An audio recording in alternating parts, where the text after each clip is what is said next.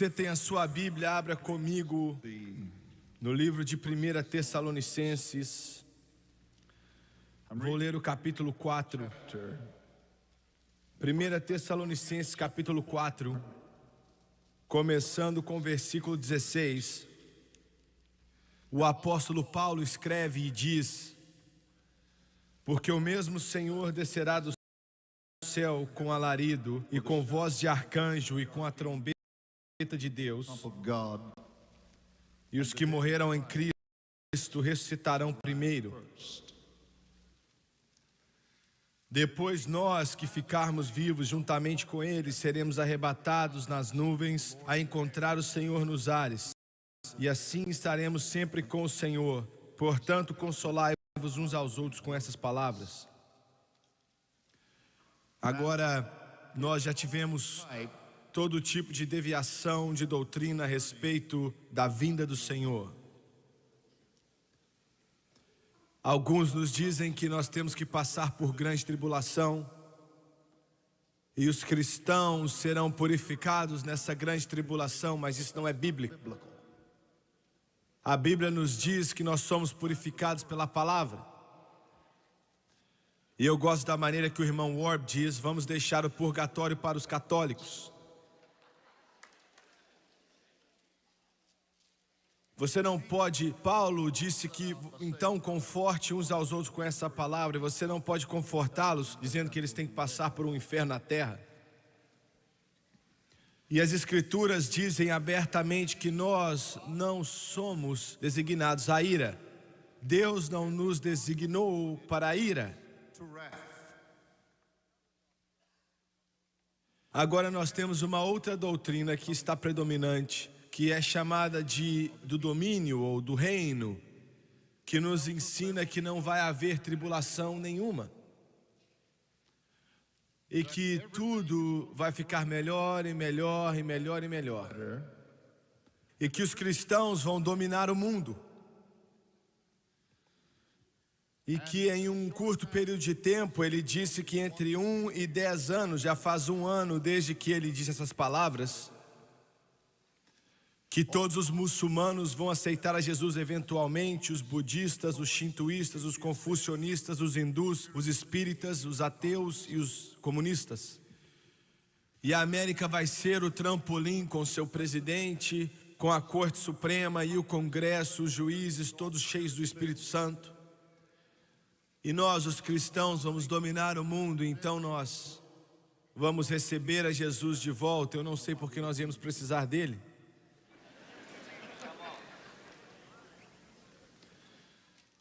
Essas duas doutrinas são mentiras do inferno.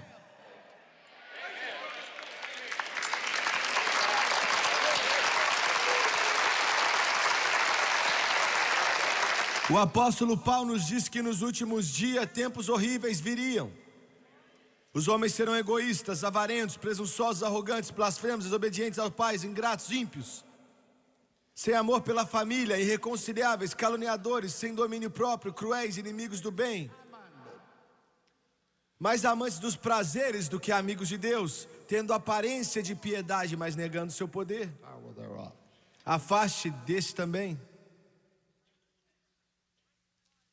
Ao mesmo tempo, um grande avivamento virá sobre esse planeta.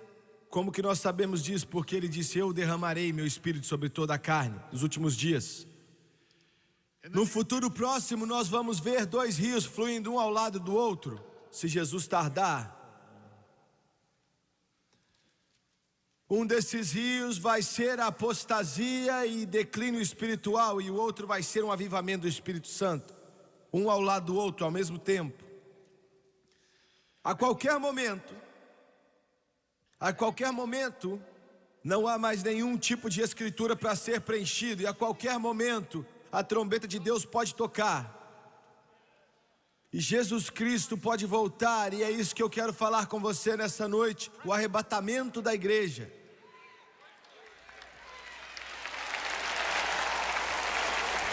Há algum tempo atrás, nós recebemos um convite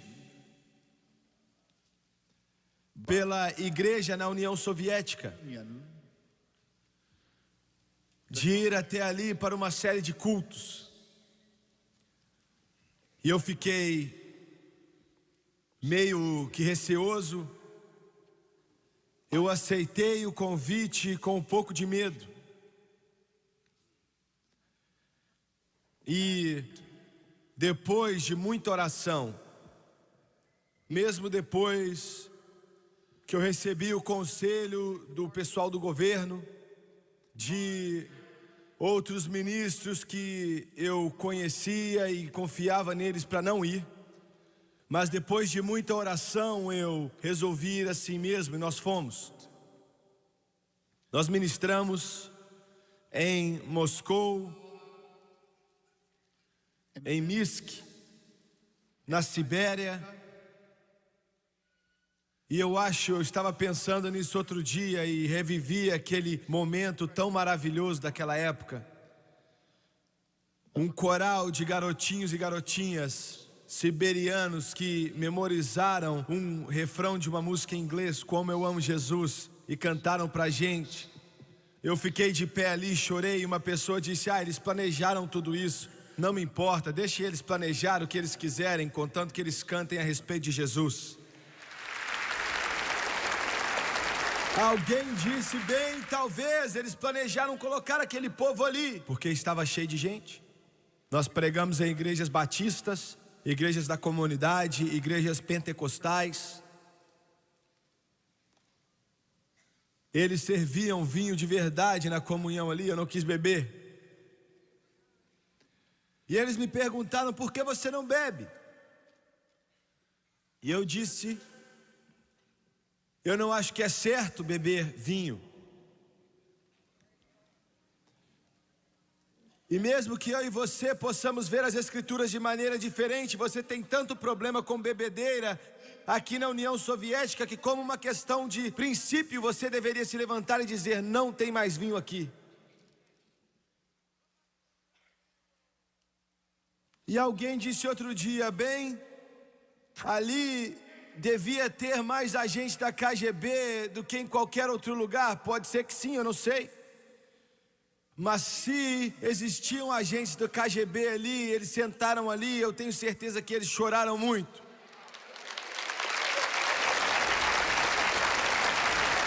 Enquanto o Espírito de Deus movia no coração deles e eles vinham para Jesus da mesma maneira que vem pessoas para Jesus aqui, o Espírito Santo trabalhou lá como ele trabalha aqui. Ele trabalha da mesma maneira no mundo inteiro. Enquanto aquelas pessoas vinham à frente, homens vinham chorando, clamando, e a lágrima rolava no olho dele. E como eu disse, eu não estou exagerando, quando as lágrimas rolavam e eles vinham para frente à medida que o intérprete interpretava o que eu estava falando e levantavam as mãos a Deus. Eu não quero saber se eles eram agentes da KGB ou agentes secretos da polícia russa. Eles ouviram falar de Jesus Cristo, Senhor dos senhores e Rei dos reis. Quando nós estávamos para ir embora, eu acho que foi uma das despedidas mais tristes que eu já fiz. O irmão que interpretou por mim já está com o Senhor agora, é o que me disseram outro dia. Ele com os outros impuseram as mãos nos nossos ombros e não deram uma chorada normal, mas eles choraram muito. Eles choraram de uma maneira tão intensa que o meu ombro tremia. E partiu meu coração. A opressão por trás da cortina de ferro é uma opressão que pode ser sentida no ar. Nós estávamos indo embora, voltando para essa grande nação. A terra do valente e a casa do livre, mas eles não podiam vir. Quando nós finalmente passamos pela alfândega, estávamos do outro lado para embarcar numa linha aérea russa para ir para Budapeste, na Hungria. Eu estava orando e nós tivemos um tempo para esperar ali, eu orei. E eu acho que eu estava reclamando com Deus, eu disse: Deus, não é justo. Eles estão aqui, muitos deles já sofreram tanto, eles não conseguem nem levar uma Bíblia para a igreja. Eles não podem nem colocar uma Bíblia debaixo do braço e ir para a igreja no domingo de manhã. E eu disse, não é justo. E as palavras de Davi Engels, da música de Davi Engels, vieram a mim enquanto eu ainda me vejo andando de um lado ao outro ali, orando naquele saguão do aeroporto. E veio sobre a minha alma enquanto o Senhor parece ter usado para me dizer algo. Muitos de vocês já ouviram. There's a whole lot of people going home. By the sands of time, it won't be very long. In the twinkling of an eye, we'll soon be gone.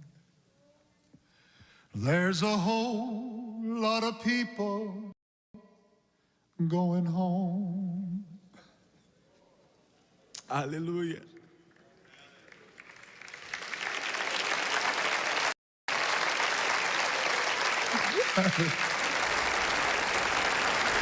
Aleluia.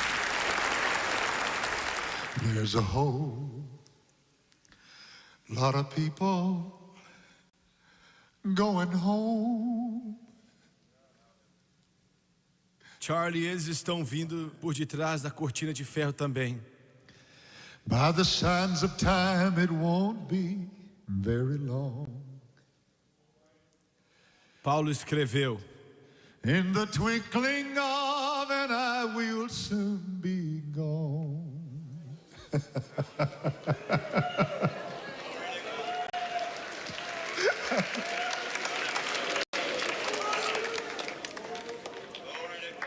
aleluia. There's a whole lot of people going home. Aleluia. Aleluia. Aleluia. Aleluia.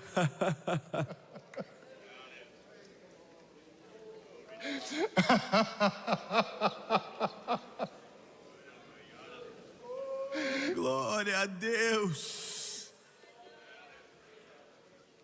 Aleluia. Ele está voltando, Ele está voltando, Ele está voltando, Ele está voltando.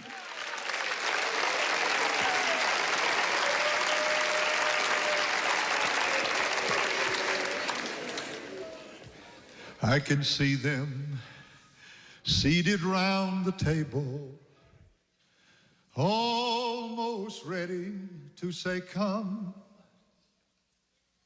knowing well there will be no vacant settings. I like that.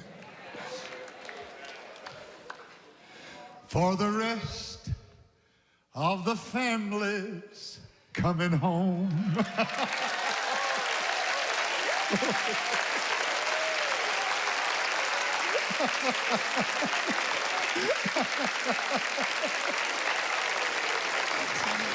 There's a whole lot of people going home.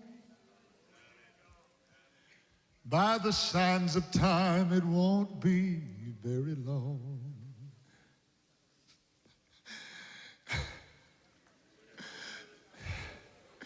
In the twinkling of an eye, we'll soon be gone. Foi o que ele me disse. There's a whole lot of people going home. Ele me disse, eles são o resto da família. Glória a Deus.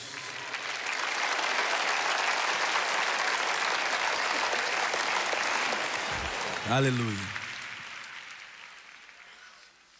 Glória a Deus. Me dê um minuto, por favor, me dá um momento.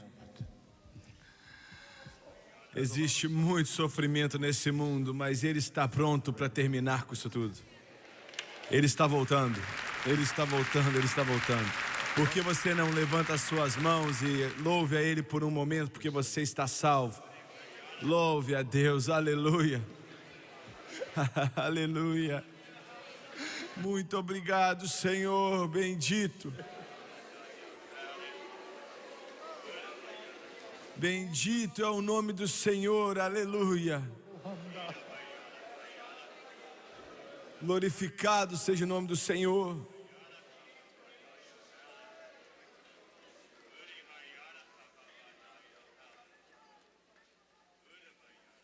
Louvado seja Deus. Aleluia. Nós então voltamos da Sibéria, de Minsk, e do que você chama de uma escola bíblica. Na verdade, eles não têm uma escola bíblica na União Soviética, mas há uma correspondência com alguns dos estudantes e eles estão servindo ali e nós mandamos cartas a eles. E naquela última noite, quando estávamos jantando na cobertura do Hotel Rússia, é o hotel mais alto do mundo, com mais de 4.000 quartos. Não há nada sobre aquele hotel que faça dele bonito, ele é muito crude. Mas a cobertura, e eu esqueci quantos andares, eu acho que 30 ou 35, eu sei que o irmão Green Weisman já esteve ali várias vezes. E aonde eles nos assentaram era bem de frente ao Kremlin. E eu me assentei ali por mais ou menos 8 ou 10 vezes, todas as diferentes vezes que comemos ali. E toda a parede era de vidro, em volta daquela parte do hotel construída por Joseph Stalin. E a maioria das vezes que eu estava sentado ali, eu ficava olhando para o Kremlin, que estava a poucos metros de distância. Era possível ver dentro do Kremlin. 37 acres. E o melhor de tudo é que eu sentei ali, bem no coração, na capital do ateísmo, do materialismo, querendo ir contra tudo de bom no mundo inteiro. Eu realmente acredito que é a religião de Satanás. E a coisa mais esquisita daquilo ali é que as igrejas que estavam ali, do lado de fora do Kremlin, ainda permanecem ali como museus, ou seja lá o que for. Ainda estava ali abaixo dos ars. E eu contei uma vez 27 cruzes no topo daquelas igrejas.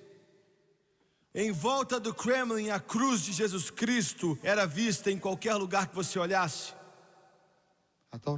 Quão irônico. Os mestres do comunismo, os russos, as deixam ali como se fossem pedaços de museu. Mas bem no coração do ateísmo, do comunismo, a cruz de Jesus Cristo permanece de pé contra todo tipo de ataque, anunciando ao mundo que aquele é o único caminho para toda a humanidade. E eu olhei para aqueles 37 acres, naquelas paredes, formulação de doutrina para tentar conquistar o mundo, começando com Lenin até o dia presente de hoje. E eu estava sentado ali, eu estava vendo o sol se pôr. E eu pensei nos americanos que pagam imposto por causa do plano que é feito ali naquelas paredes do Kremlin. Os pagadores de imposto americanos já pagaram 2 trilhões de dólares desde a Segunda Guerra Mundial. Pense nisso. Quase 2 trilhões de dólares que quase faliram a nossa nação, tentando se preparar para uma defesa do que alguns se referem ao grande comunismo que está por vir.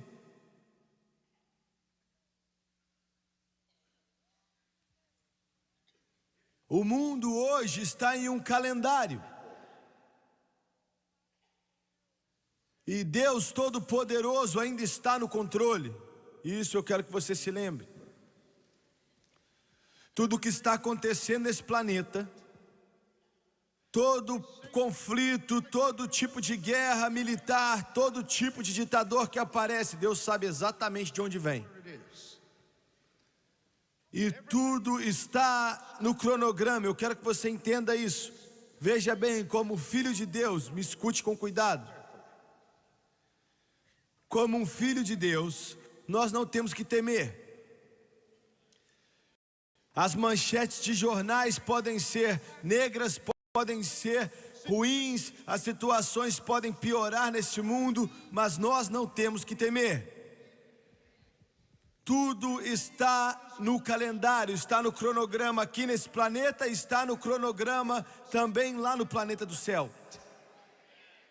Você entende o que eu estou falando aqui nessa noite? Não esteja alarmado, não tenha medo, não pense no amanhã. Tudo está no cronograma e o mestre por trás das paredes do Kremlin não tem controle de nada.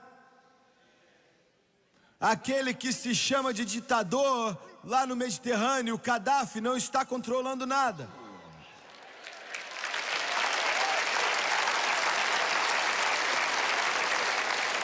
Nem mesmo o nosso grande presidente tem controle de nada. O Deus Todo-Poderoso ainda governa e reina nos reinos dos homens. Satanás não está controlando nada. Tudo está no cronograma aqui e lá. Com certeza está. Agora, nós acreditamos da palavra de Deus que o arrebatamento da igreja pode acontecer a qualquer momento. Como eu mencionei rapidamente, eu acredito que não há nenhuma escritura na Bíblia para ser cumprida antes de acontecer o arrebatamento. Existem muitas escrituras para serem cumpridas antes da segunda vinda. Está me entendendo? Essas são duas vindas que não tem nada a ver uma com a outra. A primeira vinda pode acontecer a qualquer momento. A segunda vinda não pode acontecer até que a primeira aconteça. Que faz sentido, né? Durante essa primeira vinda, Jesus não vai colocar os seus pés nesse planeta. Na segunda vinda, Ele vai vir colocar os pés no Monte das Oliveiras e Ele vai reinar do leste a oeste. No arrebatamento, Ele não vai vir para ficar, Ele só vai vir para voltar. Quando Ele vier na segunda vinda, Ele virá para ficar. E no arrebatamento da igreja, Ele vai vir por nós. Na segunda vinda, Ele vai vir com a gente.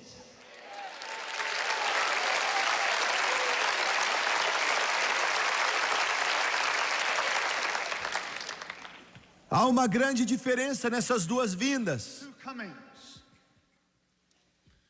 Antes da segunda vinda acontecer, a grande tribulação vai acontecer aqui na terra por um período. Vai explodir em toda a sua fúria sobre essa terra. Jesus disse que grande tribulação que o mundo jamais conheceu e nunca mais vai conhecer. A grande tribulação Ele a chamou. Algo tão incompreensível, catástrofes que vão acontecer aqui, que vão destruir esse planeta. As águas transformando em sangue, espíritos demoníacos voltando do abismo, a morte, o inferno e a guerra e fome nessa terra. Nessa noite eu entendo que vai ser um período de muitas trevas. Não tem muito a ver com a doutrina do domínio e do reino de Deus, que diz que tudo vai melhorar mais e mais e mais.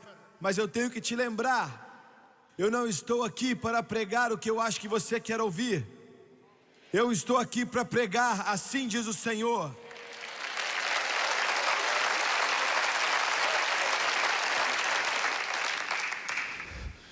Como um filho de Deus, é a sua responsabilidade, é a sua consagração, a sua dedicação, estar preparado quando a trombeta do Deus Todo-Poderoso tocar.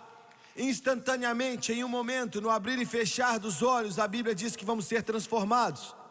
a corrupção vai se vestir de incorrupção. A mortalidade vai se vestir de imortalidade. Quanto mais velho eu ficar, mais eu busco isso. Às vezes, nessas cruzadas, eu fico tão cansado fisicamente que eu mal consigo ficar de pé. Às vezes eu começo a andar para uma congregação e tudo começa a ficar embaçado. As pernas começam a tremer e eu tenho que segurar em alguém para ficar de pé.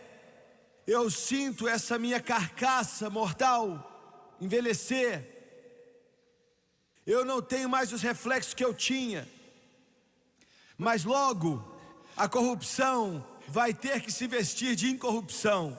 A mortalidade vai ter que se vestir de imortalidade. Glória a Deus. Então eu vou ser transformado em um momento, no abrir e fechar de olhos, e eu vou jogar fora esses óculos para nunca mais ter que usá-los outra vez. As minhas costas não vai mais doer, o meu estômago não vai mais doer, os meus olhos não vão embaçar mais, a minha mente vai estar muito bem afiada, porque Jesus está voltando para buscar o seu corpo, a igreja do Deus vivo.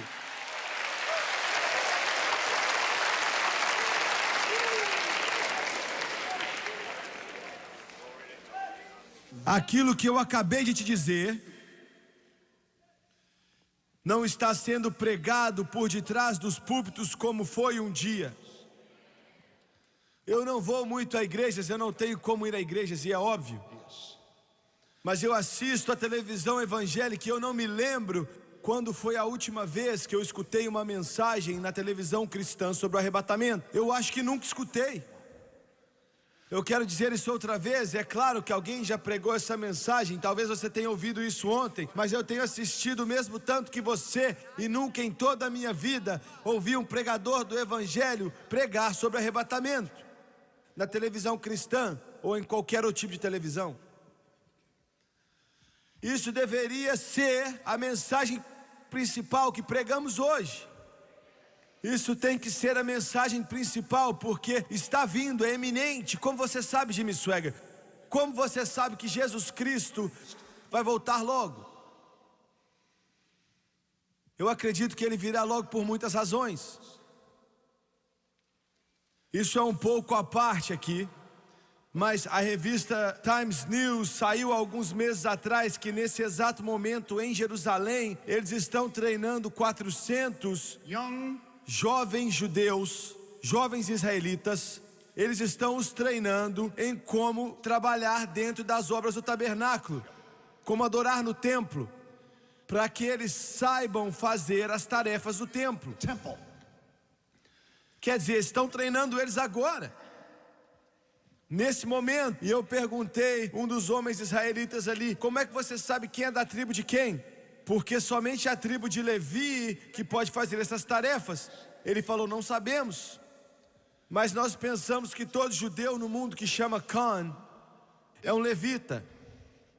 C-A-H-N ou C-O-H-N, Cohen. E nós estamos treinando eles, preparando eles. E eu disse: como é que você vai construir esse templo quando o domo da rocha está sentado ali? E ele disse: bem, nós acreditamos que aquele não é o lugar do templo. Nós acreditamos que aonde o muro das lamentações de Salomão está, aquele muro das lamentações que foi construído por Salomão, chamado de muro das lamentações hoje em dia, nós acreditamos que ali em frente a ele, onde você vê aqueles judeus de pé beijando aquela parede, logo ali pertinho é onde o templo de Salomão realmente esteve. E nós estamos planejando construí-lo ali. E não tem nada a ver com o domo da rocha. E isso é o que eles estão falando agora. A Bíblia nos diz que o templo vai ser reconstruído. Nós sabemos que vai ser reconstruído. Então, se eles estão treinando jovens agora para fazer as tarefas do tabernáculo e estão falando a respeito do lugar, os planos já foram desenhados. Modelos de templo agora em Jerusalém já foram escolhidos pelos arquitetos. Está me escutando? Você diz: irmão Swaggart, isso é importante? Não, não é. Eu não estou nem aí para aquilo. Jesus mudou tudo isso há 2000 anos atrás. Está me ouvindo? Ele morreu no Calvário, ressuscitou dentre os mortos, para que nenhum tipo de cordeiro tivesse que ser oferecido, para que nenhum tipo de sangue pudesse ser colocado no propiciatório, e não existisse mais sacrifício no templo. Mas é importante porque é o cumprimento de uma profecia bíblica. E se eles estão tão pertos, quanto mais pertos devemos estar do momento onde Deus vai tocar aquela trombeta e soprá-la, e Jesus Cristo vai voltar, a Bíblia diz, com júbilo, com a voz do arcanjo e com a trombeta de Deus. Quanto mais perto devemos estar. Mas esse não é o maior sinal. O maior sinal que o arrebatamento está para acontecer. E eu fico maravilhado com Deus porque esse pobre, fraco e indigno ministro fez algo pequeno para contribuir. Para ser sincero, todos aqui nessa plataforma fizeram. E é isso, o maior sinal de todos. O sinal que o mundo ainda não reconhece, não entende ou sabe dele. Eles nem têm notado isso. Mas é um sinal para a igreja, como nenhum outro sinal. E é um cumprimento do sermão ou profecia de Pedro, que nos últimos dias eu derramarei o meu espírito sobre toda a carne. Glória a Deus. E nos últimos 20 anos, centenas de milhares de batistas foram cheios com o Espírito Santo. Centenas de milhares de católicos foram cheios com o Espírito Santo. Centenas de milhares de metodistas, episcopais e luteranos foram cheios com o Espírito Santo. Você está me escutando? Quando aquela multidão nas nossas cruzadas começam a crescer mais e mais, e nós temos que alugar coliseus para 15, 20, 25 mil pessoas, para que as pessoas se assentem. Eu pensei, sem mesmo orar, porque Deus me disse, em 1970, todo domingo à tarde, Ray Lugo está aqui nessa noite, ele tocou para centenas daqueles cultos, orando para pessoas serem cheias do Espírito Santo. E naquela ocasião ele me disse: se você acreditar em mim, você verá 1000 pessoas ou mais em um culto sendo batizados com o Espírito Santo. E nós chegamos a ver 200, 300, 600 batizadas com o Espírito Santo, mas nunca 1000. Imagine só, quando eu comecei a pregar, mais ou menos 30 anos atrás, se 10 pessoas fossem cheias do Espírito Santo em um culto de avivamento, nós pensamos que tinha sido um culto maravilhoso. Em 1963, em Altar, no Illinois, num avivamento de 7 semanas, mais ou menos 100 pessoas batizadas com o Espírito Santo, e eu andei nas nuvens por 1 ano.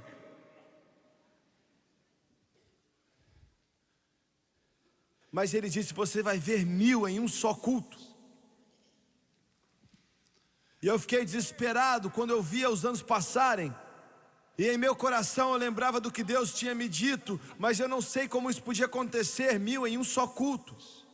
Mas quando eu via a multidão crescer, sem mesmo orar, eu pensei: eu vou terminar esse culto de domingo à tarde, que as pessoas são cheias do Espírito Santo. A multidão está crescendo tanto que eu nem dou conta de orar para todas essas pessoas. Como é que alguém pode orar para milhares e milhares de pessoas que vêm para receber o Espírito Santo? Como pode? E eu não orei a respeito disso. Eu disse: Senhor, eu não disse nada para o Senhor. Eu disse: Swagger, vamos acabar com isso. Eu estava em uma cidade, e quando eu cheguei ao auditório naquele domingo à tarde, determinado a pregar mais uma mensagem e não orar por pessoas para serem cheias do Espírito Santo, o Espírito Santo mesmo,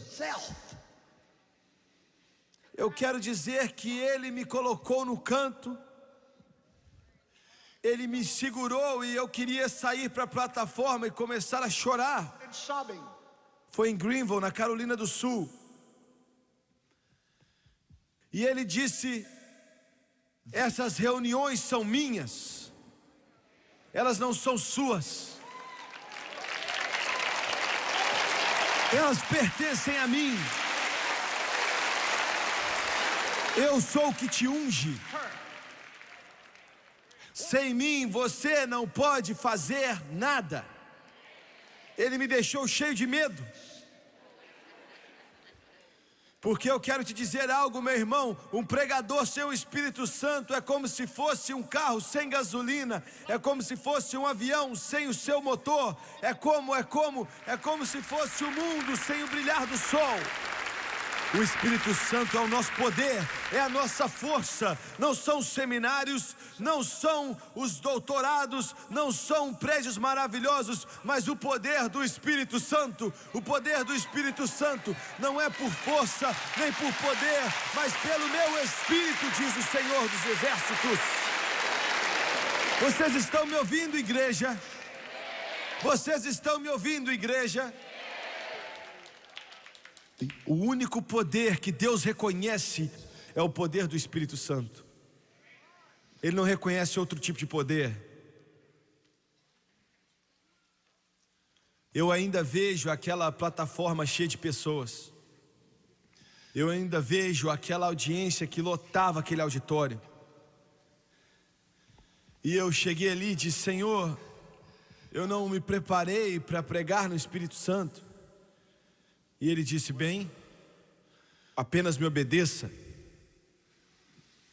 E de pé ali ao lado do piano, eu disse: Deus, se o Senhor permitir que eu chegue até aquele pódio, eu nunca mais vou tentar fazer esses cultos sem a sua ajuda. E eu quero te agradecer por me alertar antes do culto e não depois. E eu preguei sobre o Espírito Santo. E veja bem, todos eles me disseram: você não pode fazer isso na televisão. Eles não entendem nada do Espírito Santo. Deixe-me dizer algo a você. Eu nunca prego pensando se isso vai te afetar ou não. Eu nunca prego pensando se essa pessoa vai gostar ou não. Eu nunca prego pensando se essas pessoas vão ofertar ou não. Uma vez ou outra o diabo já me disse: se você pregar isso, ninguém vai ofertar. Eu disse: eu não estou nem aí. Isso é problema de Deus.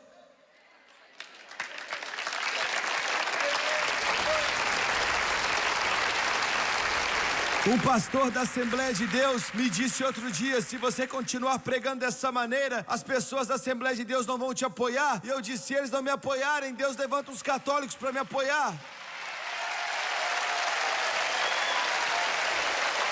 Porque eu vou pregar o Evangelho do Deus Todo-Poderoso. Não me importa o que o inferno diz, ou que a denominação diz, ou que os demônios dizem, ou que o diabo diz. Não é o meu Evangelho, é o Evangelho dele, é o que diz o Senhor.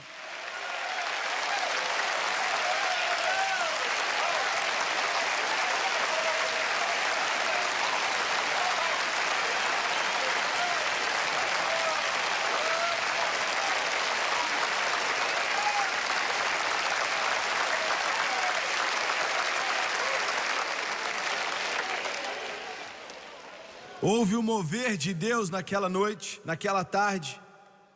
Quer dizer, havia ali uma onda de glória do Espírito Santo que passou naquele pessoal. Era como se a gente sentisse a chuva cair naquele auditório. E mais ou menos 6 meses depois, nós começamos a cruzada no Madison Square Garden, na cidade de Nova York, estado de Nova York, na Grande Central Station. Domingo pela tarde, entre 15 e 20 mil pessoas ali naquele coliseu. E eu dormi por mais ou menos 2 horas, talvez 2 horas ou 1h30. Eu não sabia o que estava acontecendo no mundo espiritual. E eu não estaria vivo hoje se a mão dele não estivesse sobre nós.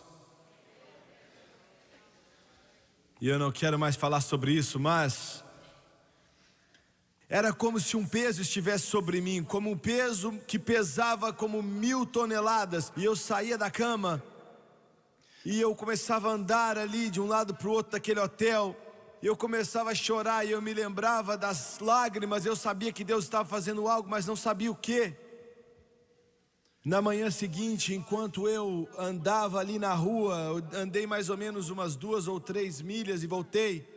A presença dele estava tão poderosa na minha vida, que nós começamos aquele culto e eu não sabia, eu não tinha nem ideia, mas aquele seria o dia em que Deus cumpriria aquela profecia que Ele me deu.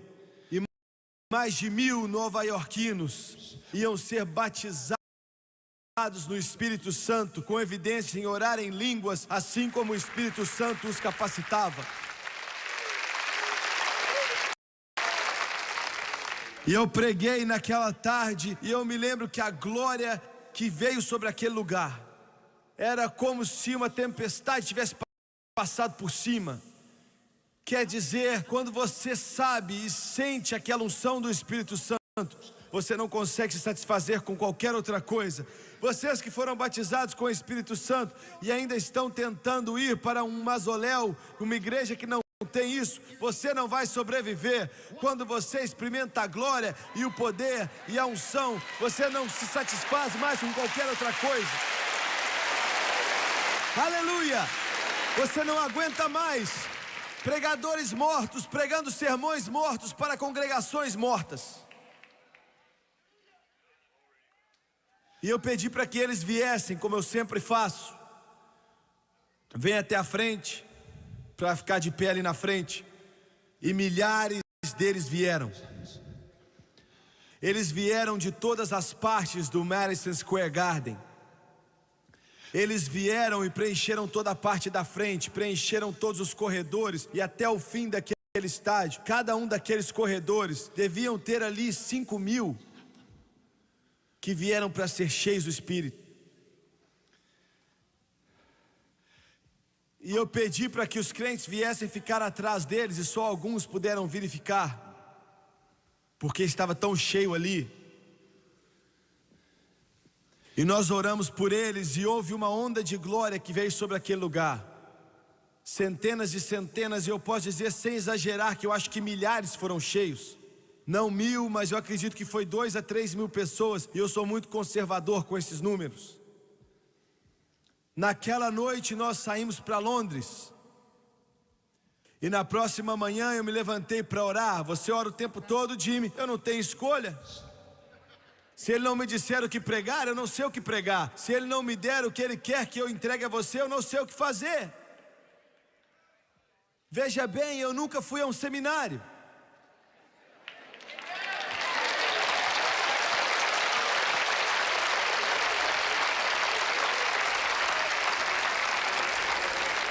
Nós estávamos em um hotel muito perto do Hyde Park, por causa da bondade de alguns dos amigos que estão presentes aqui essa noite. E eu saí no Hyde Park para orar, e eles têm tudo no mundo naquele tal de Hyde Park. E eu pensei, bom, eu vou orar ali, é um bom lugar para orar. E eu estava orando, e eu ainda vejo o lugar, eu vejo as árvores, eu vejo a rua. E o Espírito de Deus disse: na noite passada, você teve mais de 1000 pessoas batizadas no Espírito Santo. Eu cumpri a profecia que eu te dei em 1970. Eu ainda não tinha entendido. Eu não tinha nem pensado naquilo. E eu comecei a chorar e fiquei quebrantado. Ele me disse outra coisa. Ele disse: e eu estou te dando outra agora. Naquela época você não ia conseguir suportar, mas eu estou te dando uma outra agora. Você ainda não viu nada.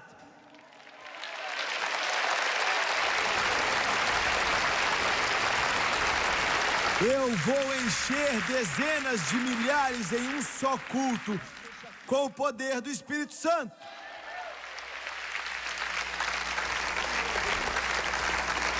A profecia de Pedro, que nos últimos dias eu derramaria o meu espírito sobre toda a carne. E esse é o maior sinal de que o arrebatamento vai acontecer. Por que é que ele está derramando o Espírito Santo? Ele está derramando para que a igreja fique preparada. Porque se eles rejeitarem, não há nada que Deus possa fazer. Ele já abriu a porta. Ele já deu a eles. E eu quero te dizer uma coisa: existem mais pregadores batistas cheios do Espírito Santo do que você pode imaginar.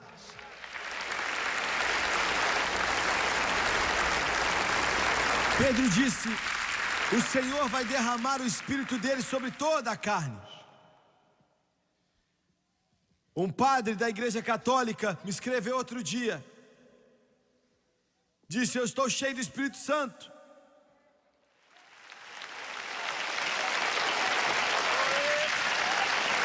Agora, deixa eu te dizer uma coisa, sabe? A maioria dos meus amigos protestantes ficaram bravos comigo porque eu deixo os católicos nervosos.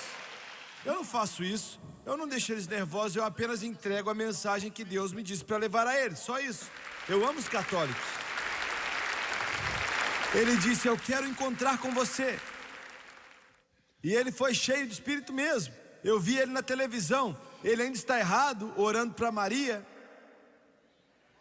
Ele ainda está errado carregando aquele terço com ele. Ele ainda está errado se chamando de pai. Ele está errado na cabeça dele, mas está certo no seu coração. Está me entendendo? Aleluia! Ele disse: eu fui cheio do Espírito Santo. Eu acredito que ele foi cheio do Espírito Santo. Ele disse: eu oro em língua todos os dias. Jesus encheu o meu coração. Eu estou tentando fazer o avivamento vir sobre os católicos. E eu disse: muito bom, faça isso. Eu estou tentando te dizer algo. Todas as vezes que alguém muito precioso, independente de quem eles sejam, venham e comecem a orar em outras línguas, como o Espírito de Deus os capacita, isso é um sinal para o mundo inteiro que Jesus está para voltar. A trombeta está para tocar e Ele está preparando a igreja dele, Ele está preparando o seu povo, Ele está preparando o corpo dele, Ele está os preparando. E o único que pode preparar a igreja não são os seminários, não são escolas bíblicas e nem pregadores, mas é o Espírito Santo. Esse é o único que pode preparar a igreja do Deus vivo.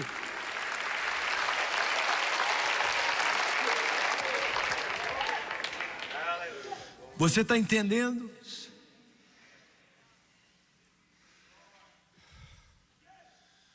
O Espírito Santo é o pastor dessa igreja. O Espírito Santo é o evangelista através da televisão, enquanto eu falo aqui tropeçando em minhas próprias palavras. O Espírito Santo, este é o maior sinal de todos. Que a trombeta está para tocar.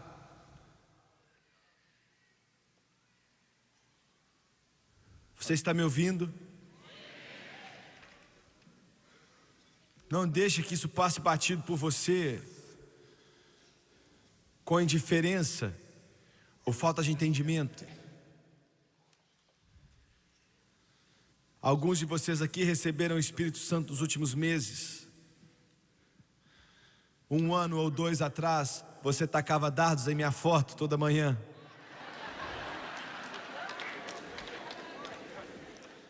Você odiava o chão que eu pisava, e eu não estava nem aí. Mas o seu mundo inteiro foi transformado de cabeça para cima.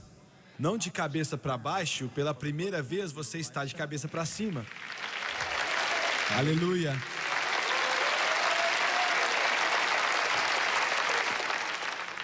Se alguém tivesse dito a você, criado em uma atmosfera religiosa litúrgica,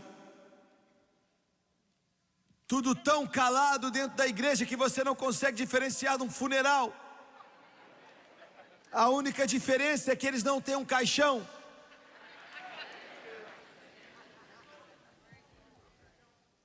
Você pensou que isso é coisa de doido. Eles perderam a cabeça.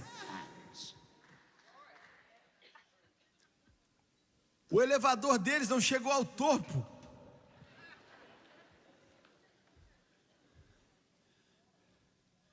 Só um maluco para agir dessa maneira na igreja. Esse negócio de balançar as mãos no alto, isso é repulsível. Gritando alto, meu Deus, eles são muito altos, escandalosos. Agir dessa maneira na igreja. E quando eles falam naquela língua esquisita, eu não quero nada a ver com isso. Mas quer saber de uma coisa? Você é o mais alto em toda a igreja agora. O primeiro nos corredores a pular e dançar no Espírito, levantar as mãos e orar em línguas, porque Jesus Cristo mudou a sua vida totalmente, completamente, através do poder do Espírito Santo.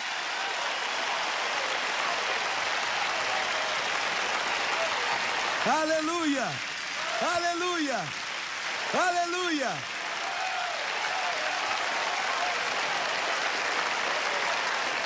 Glória a Deus!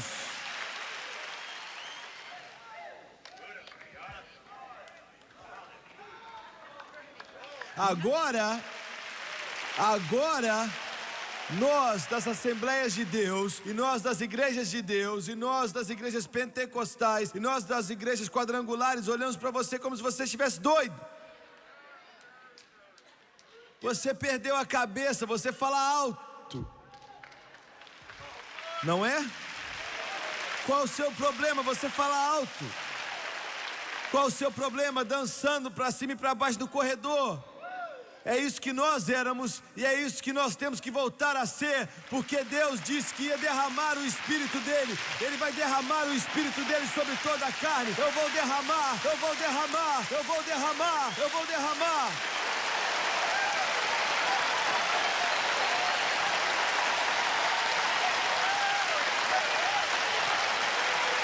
Glória a Deus, glória a Deus, glória a Deus.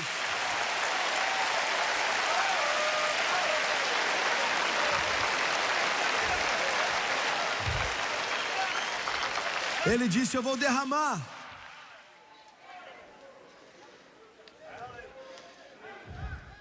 Ele não disse que ia só jogar um pouquinho aqui e ali, ele disse que ia derramar. Derramar. Eu vou derramar. Eu vou fazer chover em você dos céus. Eu vou derramar em toda a carne. Eu vou derramar nos russos. Eu vou derramar nos chineses. Eu vou derramar nos japoneses. Eu vou derramar nos americanos. Eu vou derramar em todos os lugares.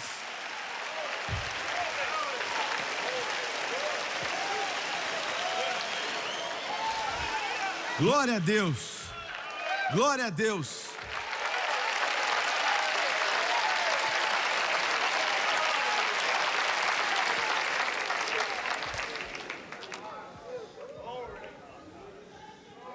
Esse é o tipo de Deus que eu sirvo.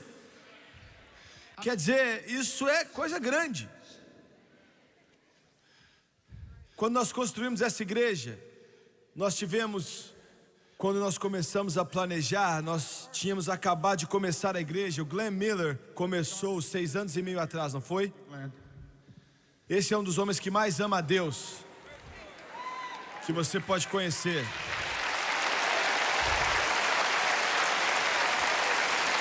Deus já vinha falando ao meu coração e eu não queria ceder. Eu não queria construir uma igreja.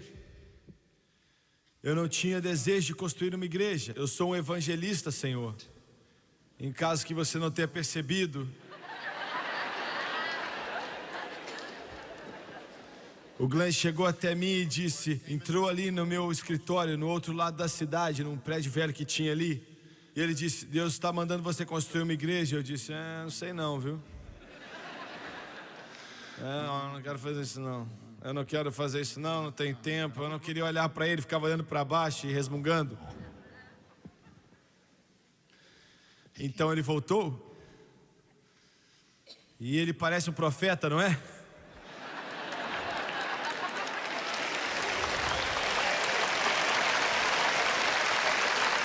Então eu disse, tá bom, já que você insiste, vai lá, eu não tenho nada com isso.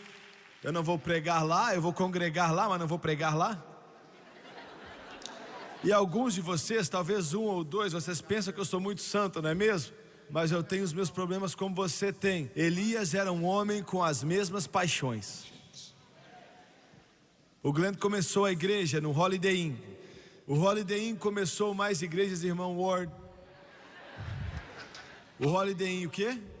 Ali, na rua de baixo, Holiday Inn.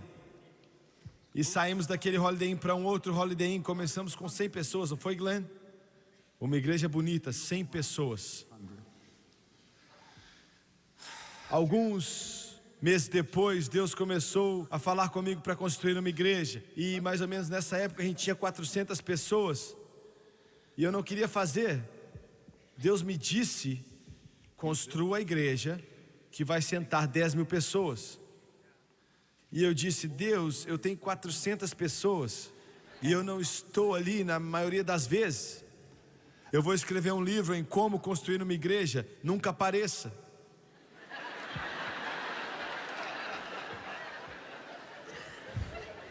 Nós viajávamos o tempo todo. E eu então pensei, como é que eu vou construir uma igreja para 10 mil pessoas? E nós tínhamos 400. Algumas dessas pessoas sentadas aqui na frente, eles estavam, eu não sei se eles estavam ali no primeiro domingo, mas eles estavam ali pela maioria dos domingos que começamos e não perderam muito. Eu não sei onde vocês estavam antes, eu não sei onde, antes de vocês se tornarem pentecostais, batistas. Nessa cidade, sabe, não existia nenhuma igreja pentecostal. Ou era batista ou era católico. Só isso. Quando o primeiro grupo vieram na igreja, eles entravam aqui, faziam o sinal da cruz, né? No, man, I thought...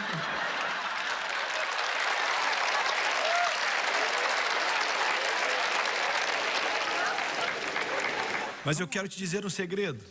As melhores pessoas do mundo para construir uma igreja com elas são batistas cheios do Espírito Santo e católicos cheios do Espírito Santo. E eu vou te dizer por quê. Porque os batistas são as pessoas que mais trabalham na face da terra por Jesus Cristo. Em segundo lugar, os católicos pensam que o pregador, o padre, é perfeito.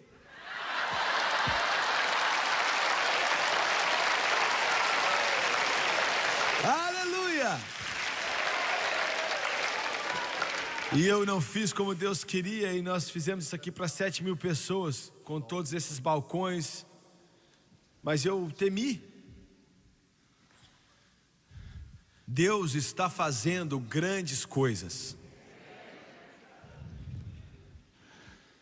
Alguém diz, por que você precisa de todo esse prédio? Muita gente me pergunta isso. E eu digo, nós estamos tentando tocar o mundo inteiro. Todo ser humano na face da terra. Muito bem. Existe uma divisão no cristianismo e no mundo, entre o cristianismo e o mundo. A cruz de Jesus Cristo separa você do mundo. Você entende isso? A cruz separa você do mundo. O batismo com o Espírito Santo separa você de uma religião morta e transpassada. Entenda isso. Deus disse a Moisés, diga a Faraó, deixe ir o meu povo. Tire-os do Egito. Eles não são mais parte do Egito. Há uma separação que acontece. Separação. O que eu tenho que pregar, eu tenho adiado por toda a mensagem. Eu não quero pregar isso. Eu não gosto de pregar isso. E quando você ouvir, você vai dizer, eu não queria ter ouvido isso.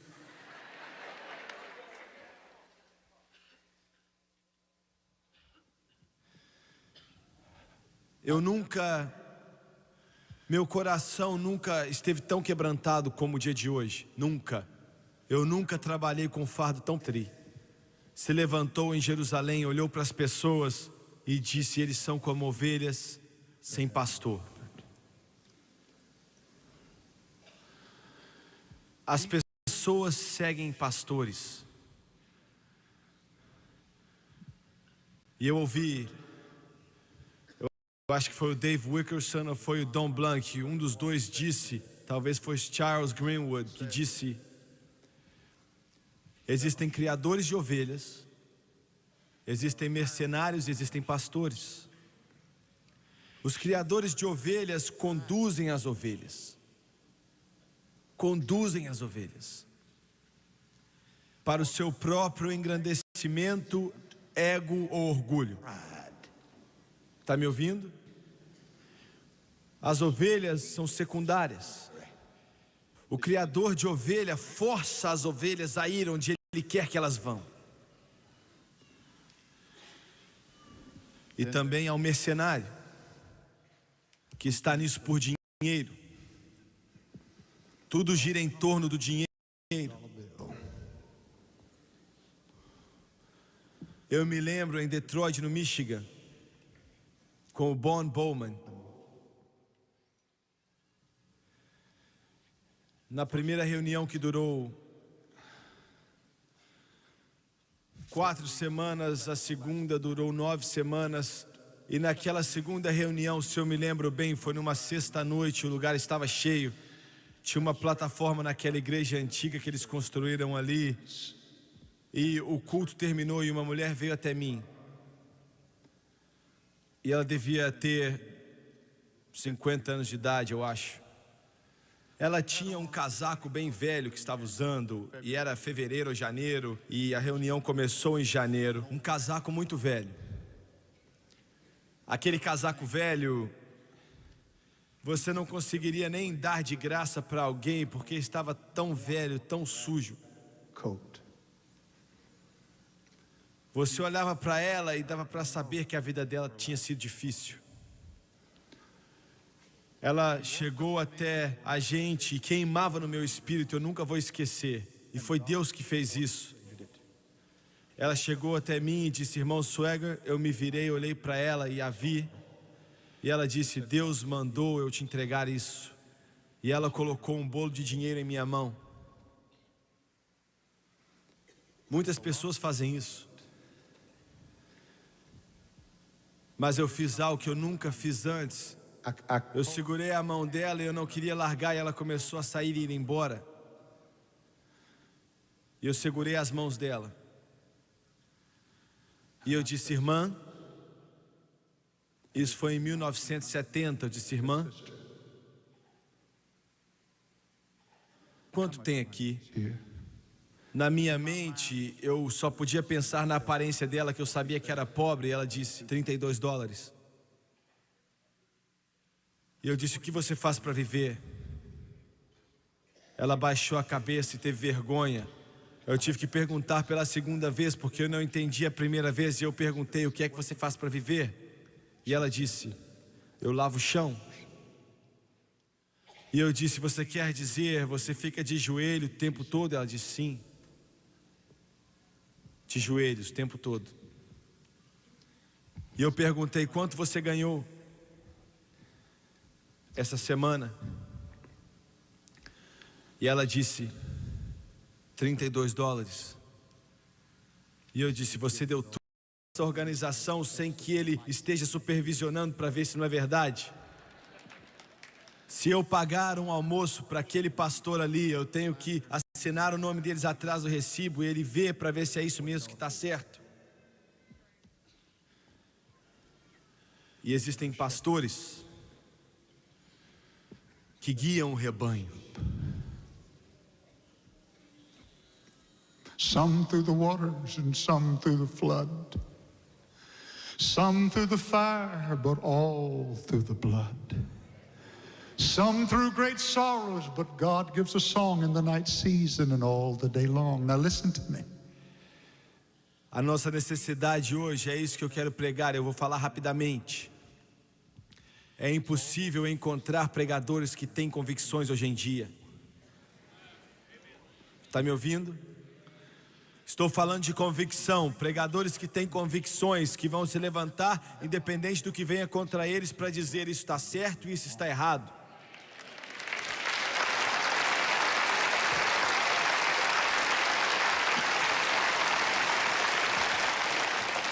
Eu não me lembro de ter ouvido um pastor subir em um púlpito e com amor dizer ao povo dele: eu sei que eles fazem, mas não tem chegado aos meus ouvidos ou à televisão quando vejo, e dizer isso está errado.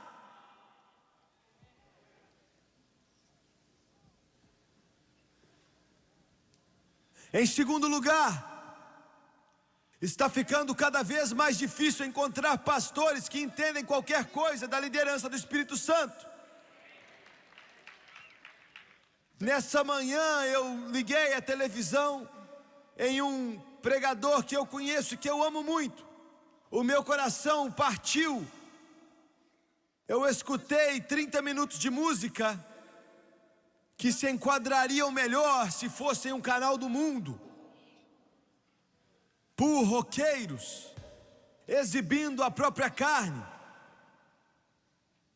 E de repente um livro aparece na tela e diz como receber o Espírito Santo e ser usado com os dons do Espírito. Quando nós misturamos o Espírito Santo com poderes demoníacos do inferno, nós estamos em apuros.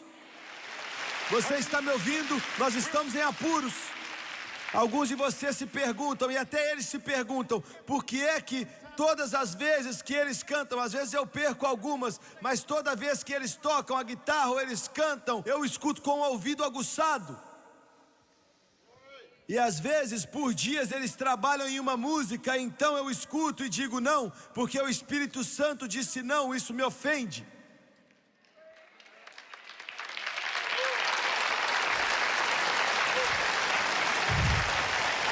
Alguém disse, isso é só o seu gosto musical. Não existe isso. É seguir o guiar do Espírito Santo, o que o Espírito quer e o que o Espírito quer. Os maiores roqueiros religiosos da nação querem se encontrar comigo em alguns dias.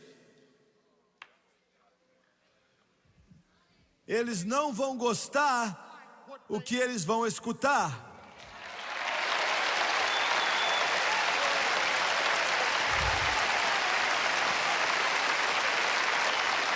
Esse homem aqui era o gerente da nossa estação de rádio em Houston, no Texas. Ele era o gerente de todas elas.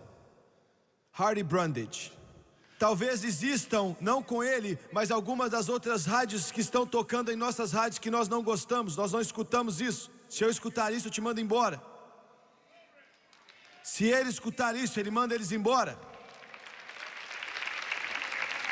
E alguém pode dizer, você não consegue levantar a sua média. Eu não estou nem aí para a minha média. Eu estou tentando obedecer a Ele que me chamou para ser um soldado.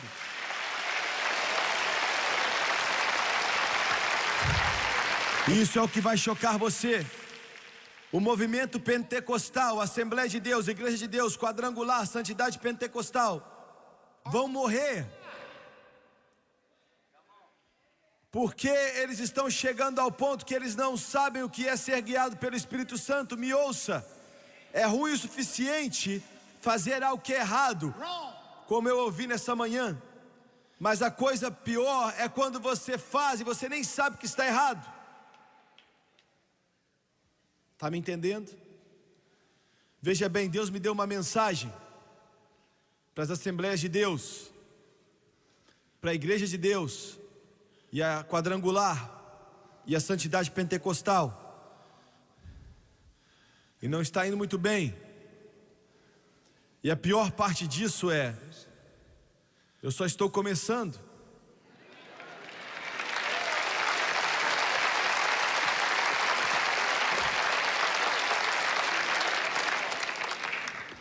Deixe-me terminar.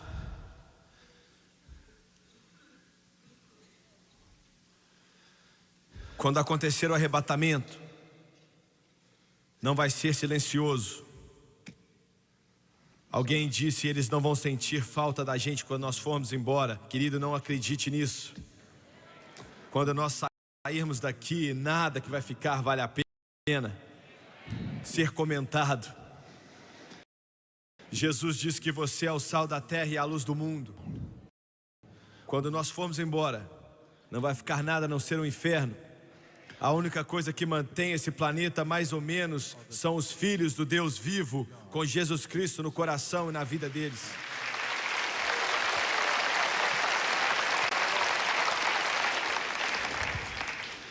Deixe-me terminar com essas palavras. Eu não terminei ainda, mas o meu tempo acabou e amanhã de manhã eu tenho que começar de novo. Eu tenho que começar com um outro texto bíblico. Domingo de manhã. Muito bem.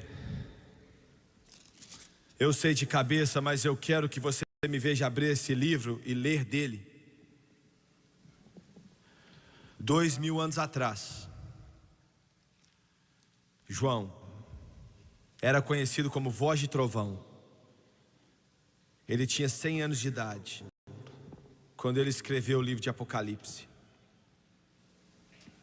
Ele foi o último a morrer.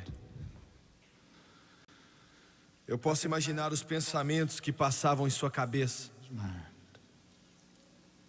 Tiago, o irmão dele, tinha sido o primeiro a morrer. Já fazia tanto tempo. Pedro já tinha partido há muito tempo. Tomé já tinha morrido também na Índia. Natanael já tinha ido. Mateus, o coletor, já tinha ido. Todos já tinham partido. O cabelo dele agora está branco, como um escravo na ilha de Patmos. Ele é o único que sobrevive.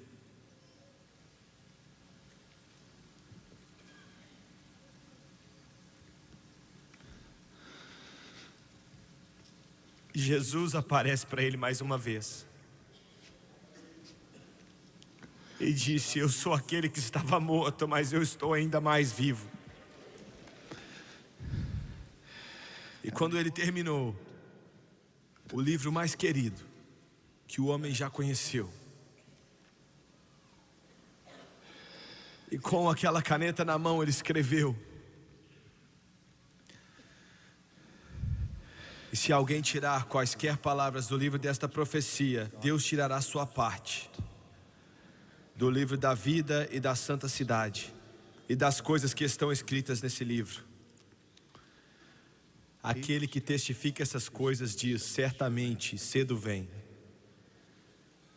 Então João escreveu: amém. Ora vem, Senhor Jesus. There's a whole lot of people going home, and by the signs of time it won't be very long. In the twinkling of an eye will soon be gone. There's a whole lot of people going home. Quero te perguntar: se essa trombeta tocar nessa noite e ele disser: venha, meu querido, venha para perto de mim, você estaria pronto para ir, transformado em um momento no abrir e fechar de olhos? Nesse momento, será que você estaria pronto? Agora? Não há mais tempo para pagar o dízimo, não há mais tempo para pedir perdão, não há mais tempo para consertar o que escrevi. In the twinkling of an eye will soon be gone. There's a whole lot of people going home. Eu quero perguntar a você, de cabeças baixas e os olhos fechados, por favor. Você está pronto? Será que você sabe em seu coração que você está pronto? Se você não tem certeza de que você está pronto, eu quero te perguntar, o Espírito Santo lidando com você aqui nos balcões e também nos corredores para vir à frente. Nós vamos pedir você para fazer isso sem levantar as mãos, sem se colocar de pé, como um grupo, um corpo. Eu só vou te pedir para se levantar e vir até aqui à frente. Se há coisas que você precisa consertar com Deus, porque quando essa trombeta tocar, não vai ter mais tempo para consertar. É só isso. Nós vamos cantar outra vez e eu quero que você venha. There's a whole lot of people going home by the signs.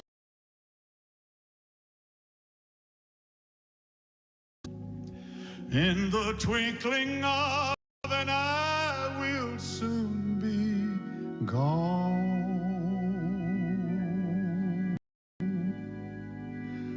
There's a whole lot of people going home. There's a whole lot of people going home. By the signs of time, it won't be very long.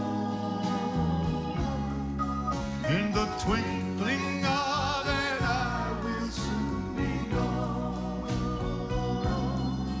There's a whole lot of people. Everybody stand, please. Everyone stand. Well, there's a whole lot of people going home. By the signs of time, it won't be very long. In the twinkling of an eye, we'll soon be gone. There's a whole lot of people going home. There's a whole lot of people going home. By the signs of time, it won't be very long. In the twinkling of an eye, we'll soon be gone. Pour out your heart to it. Worship Him. Slip up your hands and praise Him. Let's get ready to go. There's a whole lot of people going home. By the signs of time, it won't be very long. In the twinkling of an eye, we'll soon be gone. There's a whole lot of people. Come on, praise Him, worship Him, love Him. There's a whole lot of people going home. By the signs of time, it won't be very long. Twinkling of an eye,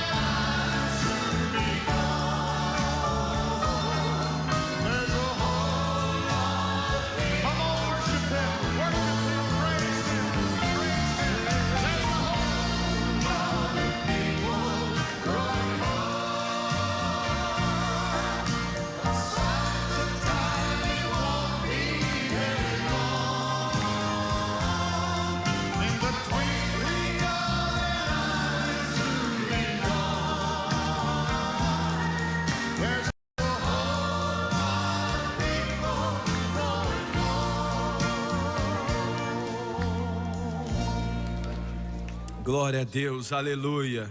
Jesus, be Jesus in me.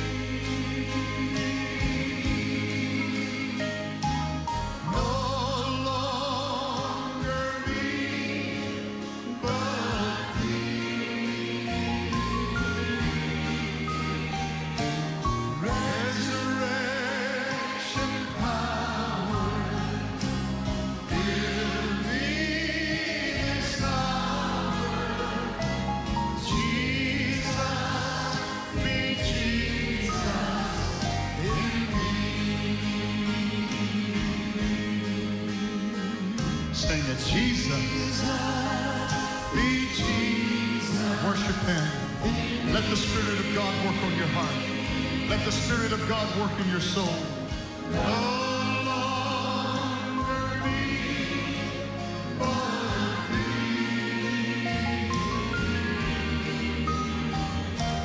Resurrection power, fill me this hour.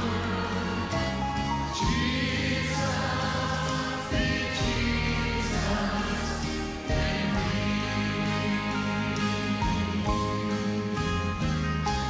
Jesus, be Jesus in me.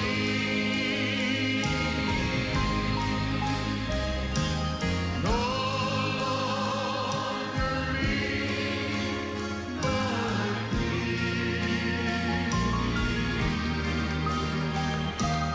resurrection power, Lord, fill me this hour. Jesus, be Jesus in me. Just tell the Lord all about it. Just ask Him to touch your heart, to break every bond of darkness, to give you victory over that which is hindering you. Right now, ask Him to do it.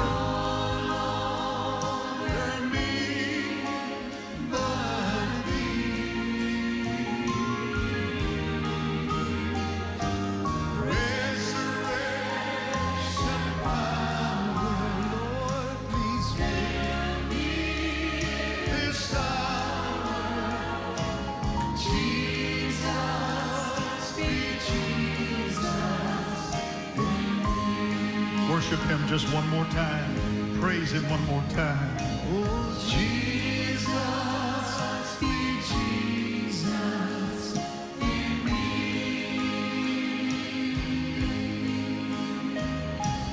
No longer me, but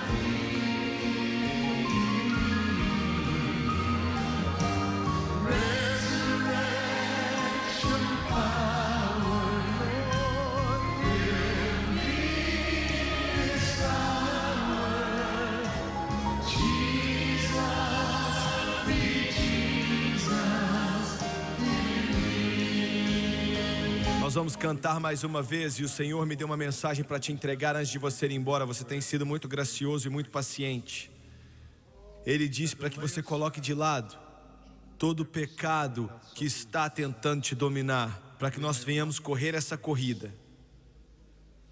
E nós vamos cantar mais uma vez em seu coração, no seu espírito. O Espírito Santo vai te tocar. Se existe uma necessidade aí, para te dizer que deixe de lado o pecado, algo que te envergonha, algum peso, eu não julgo você. Esse é o trabalho de Deus. Mas o Espírito Santo vai tocar você e eu quero que você coloque no altar, coloque de lado. Largue isso. Jesus, be Jesus in me. No longer me, but thee. Resurrection power, fill me this hour. Jesus, Jesus, Jesus Eu estou te pedindo para tocar toda pessoa aqui que está presa pelo cigarro. No santo nome de Jesus Cristo, nós tomamos autoridade sobre a nicotina. Em nome de Jesus, Deus, toque e liberte ele agora, em nome de Jesus. Seu corpo é um templo do Espírito Santo. Nesse momento, seja liberta em nome de Jesus. Seja liberta em nome de Jesus.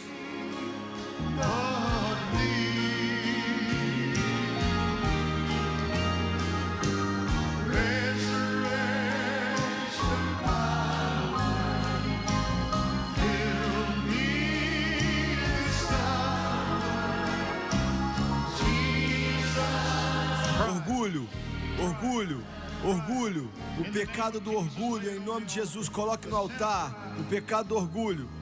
Deus odeia o orgulho. Você tem que odiar o orgulho. Coloque de lado em nome de Jesus. Coloque abaixo do sangue.